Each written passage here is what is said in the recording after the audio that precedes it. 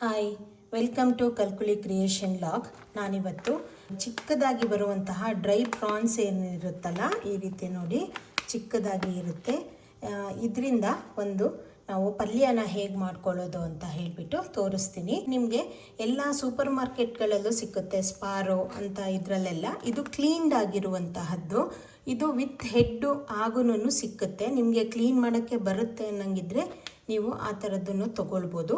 ಇದು clean ಆಗಿರುವಂತಹದ್ದು, head remove ಆಗಿರುತ್ತೆ. ಹಾಗೆ ಇದ್ರ ತುದಿಯಲ್ಲಿ ಸ್ವಲ್ಪ ಬಾಲ ಬರುತ್ತೆ, ಅದು ರಿಮೂವ್ ಆಗಿರುತ್ತೆ.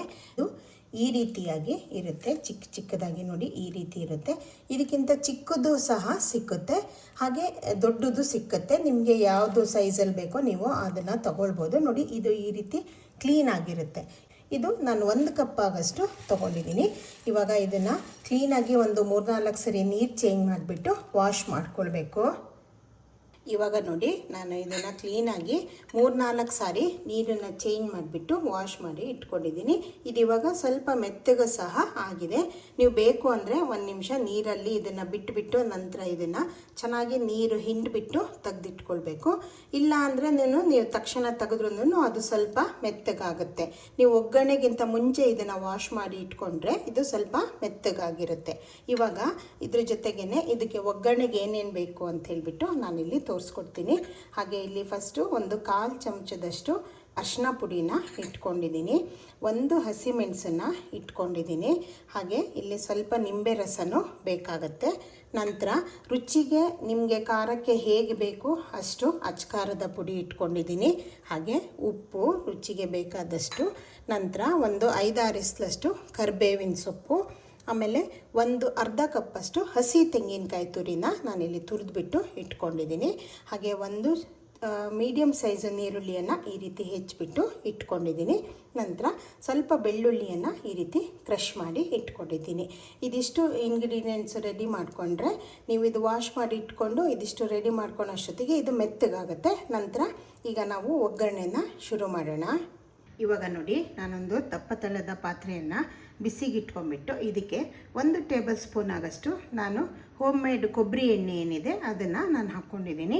ಇದಕ್ಕೆ ಕೊಬ್ಬರಿ ಎಣ್ಣೆ ಯೂಸ್ ಮಾಡಿದ್ರೆ ಚೆನ್ನಾಗಾಗುತ್ತೆ. ಇವಾಗ ಇದು ಎಣ್ಣೆ ಬಿಸಿಯಾಗಿದೆ ಅಲ್ಲ, ಮೊದಲಿಗೆ ನಾನು ಏನು ನೀರುಳ್ಳಿ ಹೆಚ್ಚಿಟ್ಕೊಂಡಿದ್ದೀನಲ್ಲ ಇದನ್ನು ಇದಕ್ಕೆ ನಾನು ಹಾಕ್ಕೊಳ್ತಾ ಇದ್ದೀನಿ. ನೀರುಳ್ಳಿಯನ್ನು ಸ್ವಲ್ಪ ಜಾಸ್ತಿಯಾಗಿ ಹಾಕ್ಕೊಳ್ಳಿ, ಆವಾಗ ಟೇಸ್ಟು ಚೆನ್ನಾಗಿ ಬರುತ್ತೆ. ಹಾಗೆ ನಿಮಗೆ ಇದು ತುಂಬ ಒದ್ಗಾಗೋನು ಬರುತ್ತೆ, ಜಾಸ್ತಿ ಆಗೋ ಕ್ವಾಂಟಿಟಿ ಬರುತ್ತೆ ಇದು. ಇವಾಗ ನೀರುಳ್ಳಿಯನ್ನು ಚೆನ್ನಾಗಿ ಮಿಕ್ಸ್ ಮಾಡ್ಕೊಳ್ಳಿ. ಇದಕ್ಕೆ ರಿಫೈನ್ಡ್ ಆಯಿಲಿಗಿಂತ ಏನು ಕೊಬ್ಬರಿ ಎಣ್ಣೆ ಇರುತ್ತಲ್ಲ ಅದೇನೇ ಚೆನ್ನಾಗಿ ಟೇಸ್ಟ್ ಕೊಡುತ್ತೆ, ಹಾಗೆ ಫ್ಲೇವರನ್ನು ಸಹ ಕೊಡುತ್ತೆ. ಇವಾಗ ಇದನ್ನು ಚೆಂದ ಮಿಕ್ಸ್ ಮಾಡಿಕೊಂಡು ನಂತರ ಇದು 1 ಹಸಿಮೆಣಸು ನಾವೇನು ಪೀಸ್ ಮಾಡಿ ಇಟ್ಕೊಂಡಿದ್ದೀವಲ್ಲ ಇದನ್ನು ಆ್ಯಡ್ ಮಾಡ್ಕೊಳ್ಳಿ. ಇದು ಜಸ್ಟು ನಮಗೆ ಅದರದ್ದು ಒಂದು ರೀತಿಯ ಸ್ಮೆಲ್ ಇರುತ್ತಲ್ಲ ಅದೆಲ್ಲ ಹೋಗಲಿ ಅಂತ ಹೇಳಿಬಿಟ್ಟು ಆ್ಯಡ್ ಮಾಡ್ತಾ ಇರೋದು. ಇದು ಖಾರಕ್ಕಾಗಲ್ಲ. ನೀವು ಬೇಕು ಅಂದರೆ ನೀವು ಖಾರಕ್ಕಾಗಿಯೂ ಸಹ ಇದನ್ನು ಯೂಸ್ ಮಾಡ್ಕೊಳ್ಬೋದು. ಇವಾಗ ಇದು 1-2 ನಿಮಿಷ ಹೀಗೆ ಚೆನ್ನಾಗಿ ಆಯಿಲಲ್ಲಿ ಫ್ರೈ ಮಾಡ್ಕೊಳ್ಳಿ. ಇವಾಗ ನಂತರ ನಾವು ಕರಿಬೇವೇನು ಇಟ್ಕೊಂಡಿದ್ದೀವಲ್ಲ ಇದನ್ನು ಈ ರೀತಿ ಚಿಕ್ಕದಾಗಿ ಚೂರು ಮಾಡಿಬಿಟ್ಟು ಹಾಕ್ಕೊಳ್ಳಿ. ನಂತರ ಬೆಳ್ಳುಳ್ಳಿ ಕ್ರಷ್ ಮಾಡಿ ಏನು ಇಟ್ಕೊಂಡಿದ್ದೀವಲ್ಲ ಇದನ್ನು ಸಹ ಇದಕ್ಕೆ ಸೇರಿಸ್ಕೊಳ್ಳಿ. ಇದು ಹಾಕಿದ ನಂತರ ಮತ್ತೆ ಸ್ವಲ್ಪ ಹೊತ್ತು ಫ್ರೈ ಆಗೋದಕ್ಕೆ ಬಿಟ್ಬಿಡಿ. ಹೀಗೇನೆ ಚೆನ್ನಾಗಿ ಮಿಕ್ಸ್ ಮಾಡಿಬಿಟ್ಟು ಮತ್ತೆ ಸ್ವಲ್ಪ ಹೊತ್ತು ಇದು ಫ್ರೈ ಆಗಲಿ. ಇವಾಗ ನೋಡಿ, ನೀರುಳ್ಳಿ ಸ್ವಲ್ಪ ಟ್ರಾನ್ಸ್ಪರೆಂಟಾಗಿ ಟರ್ನ್ ಆಗಿದೆ ಅಲ್ಲ, ಈ ಹಂತದಲ್ಲಿ ನಾವು ವಾಶ್ ಮಾಡ್ಕೊಂಡಿರುವ ಈ ಸೀಗಡಿ ಏನು ಬರುತ್ತೆ ಇದನ್ನು ಆ್ಯಡ್ ಮಾಡ್ಕೊಳ್ಳಿ. ಹಾಗೆ ತಳದಲ್ಲಿರುವ ನೀರನ್ನು ಇದಕ್ಕೆ ಆ್ಯಡ್ ಮಾಡಬೇಡಿ, ಯಾಕಂದರೆ ಇದರಲ್ಲಿ ಒಂದೊಂದು ಸರಿ ಮರಳಿರೋ ಚಾನ್ಸಸ್ ಇರುತ್ತೆ. ಹಾಗಾಗಿ ಆದಷ್ಟು ನೀವು ಆ ರೀತಿ ಇಲ್ಲದೆ ರೀತಿಯೇ ಫಸ್ಟೇ ವಾಶ್ ಮಾಡ್ಕೊಳ್ಬೇಕಾಗತ್ತೆ. ಇವಾಗ ಮೇಲ್ಭಾಗದಲ್ಲಿ ಈ ರೀತಿ ಇದನ್ನೆಲ್ಲ ಆ್ಯಡ್ ಮಾಡ್ಕೊಳ್ಳಿ. ತಳದಲ್ಲಿ ನೋಡಿ ಸ್ವಲ್ಪ ನೀರು ಡ್ರೈನ್ ಆಗಿ ನಿಂತ್ಕೊಂಡಿರುತ್ತಲ್ಲ ಅದನ್ನು ಹಾಕ್ಕೊಳ್ಬೇಡಿ, ಅದರಲ್ಲಿ ಮರಳಿರೋ ಚಾನ್ಸಸ್ ಇರುತ್ತೆ.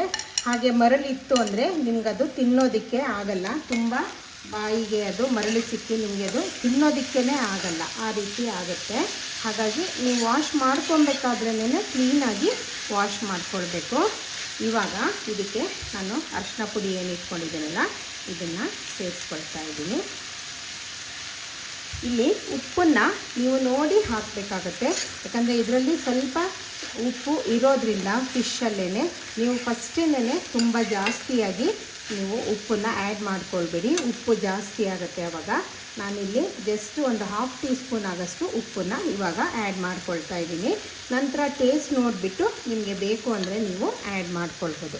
ಇವಾಗ ಉಪ್ಪು ಹಾಕಿದ ನಂತರ ಮತ್ತೊಂದು ಸರಿ ಕ್ಲೀನಾಗಿ ಇದು ಆಯಿಲಲ್ಲಿ ಫ್ರೈ ಆಗೋ ರೀತಿ ಮಿಕ್ಸ್ ಮಾಡಬೇಕು. ಫ್ಲೇಮನ್ನು ನೀವು ಮೀಡಿಯಮ್ ಟು ಹೈಯಲ್ಲೂ ಇಟ್ಕೊಳ್ಬೋದು. ಇವಾಗ ಇದು ಚೆನ್ನಾಗಿ ಮಿಕ್ಸ್ ಮಾಡಿ. ಇವಾಗ ಇದಕ್ಕೆ ನೀವು ಖಾರಕ್ಕೆ ಎಷ್ಟು ಬೇಕೋ ಅಷ್ಟು ಅಚ್ಕಾರದ ಪುಡಿಯನ್ನು ಆ್ಯಡ್ ಮಾಡ್ಕೊಳ್ಳಿ. ನಾನು ಇಲ್ಲಿ 1 ಟೀ ಸ್ಪೂನ್ ಆಗೋಷ್ಟು ಆ್ಯಡ್ ಮಾಡ್ತಾ ಇದ್ದೀನಿ. ನಿಮಗೆ ಖಾರ ಜಾಸ್ತಿ ಬೇಕು ಅಂದರೆ ನೀವು ಜಾಸ್ತಿನೂ ಸಹ ಆ್ಯಡ್ ಮಾಡ್ಬೋದು.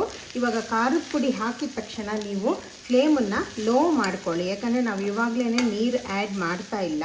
ಇದು ಸ್ವಲ್ಪ ಆಯಿಲಲ್ಲಿ ಫ್ರೈ ಆದರೆ ಚೆನ್ನಾಗಿ ಟೇಸ್ಟು ಬರುತ್ತೆ ಅಂತ ಹೇಳಿಬಿಟ್ಟು ನಾನು ಜಸ್ಟ್ ಇದರಲ್ಲೇ ನಾನು ಫ್ರೈ ಮಾಡ್ತಾ ಇದ್ದೀನಿ ಸ್ವಲ್ಪ ಹೊತ್ತು. ನಿಮಗೆ ಖಾರ ಜಾಸ್ತಿ ಬೇಕು ಅಂದರೆ ನೀವು ಜಾಸ್ತಿ ಅಚ್ಕಾರದ ಪುಡಿಯನ್ನು ಸಹ ಹಾಕ್ಕೊಳ್ಬೋದು. ಇವಾಗ ಇದು ಚೆನ್ನಾಗಿ ಮಿಕ್ಸ್ ಆಗಿದೆ ಎಲ್ಲ ನೋಡಿ. ಕ್ಲೀನಾಗಿ ಖಾರದ ಪುಡಿ ಎಲ್ಲ ಇದಕ್ಕೂ ಬೆರೆತ್ಕೊಳ್ಳೋ ರೀತಿ ನೀವು ಇದನ್ನು ಮಿಕ್ಸ್ ಮಾಡಿ. ಮಿಕ್ಸ್ ಮಾಡಿದ ನಂತರ ಇದಕ್ಕೆ ನಾನಿಲ್ಲೊಂದು 1/4 ಕಪ್ ಆಗೋಷ್ಟು ನೀರನ್ನು ಹಾಕ್ಕೊಳ್ತಾ ಇದ್ದೀನಿ. ಈಗ ಮತ್ತೊಂದು ಸರಿ ಕ್ಲೀನಾಗಿ ಮಿಕ್ಸ್ ಮಾಡಿಬಿಡಿ ಇದನ್ನು. ಹೀಗೆ ಕ್ಲೀನಾಗಿ ಮಿಕ್ಸ್ ಆದ ತಕ್ಷಣ ನಾವು ಇದಕ್ಕೆ ಲಿಡ್ ಕವರ್ ಮಾಡಿಬಿಟ್ಟು ಒಂದು 5 ಮಿನಿಟ್ಸು ಚೆನ್ನಾಗಿ ಅದು ನೀರಲ್ಲಿ ಕುಕ್ ಆಗೋ ರೀತಿ ಬಿಟ್ಟುಬಿಡಬೇಕು. ನೀವು ಫ್ಲೇಮನ್ನು ಇವಾಗ ಲೋ ಅಲ್ಲೇ ಇಟ್ಕೊಂಡು ಅದು ನಿಧಾನ ಬೆಂಕಿಯಲ್ಲಿ ಬೇಯೋ ಹಾಗೆ ಇಟ್ಕೊಳ್ಳಿ. ಇವಾಗ ಇದು 5 ನಿಮಿಷ ಕುಕ್ ಆಗಲಿ. 5 ನಿಮಿಷ ಆಗಿದೆ ಅಲ್ಲ, ನಾನು ಲಿಡ್ ಓಪನ್ ಮಾಡ್ತಾ ಇದ್ದೀನಿ. ಇವಾಗ ಇದು ಚೆನ್ನಾಗಿ ಬೆಂದ್ಬಿಟ್ಟು ನೀರೆಲ್ಲ ಸ್ವಲ್ಪ ಡ್ರೈ ಆಗಿದೆ ನೋಡಿ. ಈ ರೀತಿ ನೀರೆಲ್ಲ ಫುಲ್ಲು ಡ್ರೈ ಆಗೋಕ್ಕೆ ಸ್ಟಾರ್ಟ್ ಆಗ್ತಾ ಬರುತ್ತೆ. ಇವಾಗ ಚೆನ್ನಾಗಿ ಮತ್ತೊಂದು ಸರಿ ಮಿಕ್ಸ್ ಮಾಡಿಬಿಟ್ಟು ಈ ಟೈಮಲ್ಲಿ ನೀವು ಉಪ್ಪು ಮತ್ತು ಖಾರನ ಚೆಕ್ ಮಾಡಿಬಿಟ್ಟು ನಿಮ್ಗೆ ಹೇಗೆ ಬೇಕೋ ಹಾಗೆ ಅಡ್ಜಸ್ಟ್ ಮಾಡ್ಕೊಳ್ಳಿ. ಈಗ ನಾನು ಇದಕ್ಕೆ ತುರಿದಿಟ್ಕೊಂಡಿರುವ ಹಸಿ ತೆಂಗಿನಕಾಯಿ ತುರಿನ ಆ್ಯಡ್ ಮಾಡ್ತಾಯಿದ್ದೀನಿ. ಕಾಯಿ ತುರಿನೂ ಅಷ್ಟೇ ಜಾಸ್ತಿಯಾಗಿ ಹಾಕ್ಕೊಂಡ್ರೆ ಇದು ಚೆನ್ನಾಗಿ ಟೇಸ್ಟ್ ಕೊಡುತ್ತೆ. ನೀವು ಬೇಡ ಅಂದರೆ ನೀವು ತೆಂಗಿನಕಾಯಿ ತುರಿನ ಆ್ಯಡ್ ಮಾಡೋದನ್ನು ಸ್ಕಿಪ್ ಮಾಡ್ಕೊಳ್ಬೋದು, ಆದರೆ ಇದು ಟೇಸ್ಟ್ ಇನ್ನೂ ಚೆನ್ನಾಗಿ ಬರುತ್ತೆ. ಈ ರೀತಿ ಚಟ್ನಿನ ನೀವು ಯಾವುದೇ ಒಂದು ಸಾಂಬಾರು ಮಾಡಿಕೊಂಡ್ರೆ ಅದ್ರ ಜೊತೆಗೆ ಇದು ಸೈಡಾಗಿ ತುಂಬ ಟೇಸ್ಟಾಗಿ ಬರುತ್ತೆ. ಹಾಗೆ ನೀವು ಕುಚ್ಚಲಕ್ಕಿ ಗಂಜಿ ನನ್ನ ಹಿಂದಿನ ವೀಡಿಯೋದಲ್ಲಿ ನಾನು ತೋರಿಸಿದ್ದೀನಿ ಹೇಗೆ ಮಾಡೋದು ಅಂತೇಳಿ, ಅದ್ರ ಜೊತೆಗೂ ಇದು ಒಂದು ಒಳ್ಳೆ ಕಾಂಬಿನೇಷನ್ ಆಗುತ್ತೆ ನೋಡಿ. ಈ ರೀತಿ ಚೆನ್ನಾಗಿ ಮಿಕ್ಸ್ ಮಾಡಿಬಿಟ್ಟು ಪುನಃ ಲಿಡ್ ಕವರ್ ಮಾಡಿಬಿಟ್ಟು 1-2 ನಿಮಿಷ ನಾವು ಇದನ್ನು ಮತ್ತೆ ಡ್ರೈ ಆಗೋದಕ್ಕೆ ಬಿಟ್ಬಿಡೋಣ. ಇವಾಗ ನಾನು ಪುನಃ ಲಿಡ್ ಓಪನ್ ಮಾಡ್ತಾಯಿದ್ದೀನಿ. ನೀರು ಈಗ ಫುಲ್ಲು ನೋಡಿ ಡ್ರೈ ಆಗಿದೆ. ಇದು ನೀರು ಫುಲ್ಲು ಡ್ರೈ ಆಗಿ ಆಯಿಲೆಲ್ಲ ರಿಲೀಸ್ ಆಗೋದಕ್ಕೆ ಸ್ಟಾರ್ಟ್ ಆಗಿದೆ. ಖಾರನ ಸ್ವಲ್ಪ ಜಾಸ್ತಿಯಾಗಿಯೇ ನೀವು ಹಾಕ್ಕೊಳ್ಳಿ. ಸ್ವಲ್ಪ ಖಾರವಾಗಿದ್ರೇ ಇದು ಟೇಸ್ಟು ಚೆನ್ನಾಗಿ ಬರುತ್ತೆ. ಹಾಗೆ ನಾನು ಹಾಕುವಂಥ ಎಲ್ಲ ರೆಸಿಪಿಗಳು ನಿಮಗೆ ಇಷ್ಟ ಆಗುತ್ತೆ ಅಂತ ಭಾವಿಸ್ತೀನಿ.